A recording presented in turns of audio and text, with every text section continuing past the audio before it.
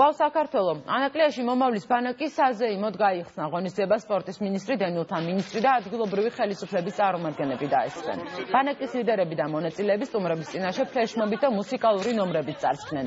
საღამო გრანდიოზული ფოიერვერკი დასრულდა.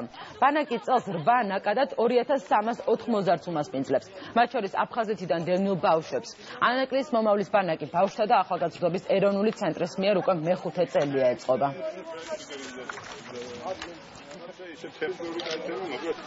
დიდი ენთუზიაზმით ჩამოდიან ბავშვები და რაც ყველაზე მთავარია არის საშუალება თავიანთი ინიციირების წარმოჩინების და სხვადასხვა რეგიონიდან ახალგაზრდებს მიეცათ შესაძლებლობა დამეგობრების 6 ესეთი ბანაკი იქნება წელს და ძალიან ბევრს 10,000 ახალგაზრდას და ბავშვს მიეცემა საშუალება ამ პროგრამაში მიიღოს მონაწილეობა. ემოცია რომელიც აქ დააგროვებენ გახდება ძალიან დიდხანს და ის მეგობრობა რომელსაც აქ დაკავშირდებიან ერთმანეთთან დარწმუნებული ვარ რომ მთელი ცხოვრება გაყვებათ და ეს არის ძალიან მაგარი შედეგი საქართველოს სხვადასხვა კუთხის შვილები ამ დროს აქვე ჩვენგან რამდენიმე კილომეტრში არის საქართველოს ულამაზესი კუთხე აფხაზეთი 40-მდე ბავშვი არის იქიდან წამოსული ძალიან მომწონს აქაურობა და ბედნიერი ვარ რომ აქ მოვხვდი ძალიან ბევრი მეგობარი გავიცანი აი ტრენინგებია ჩვენთან და უკვე იმდენი რამე გავიგე და ვისწავლე რომ რასაც სკოლაში დიდი დრო ვანდომები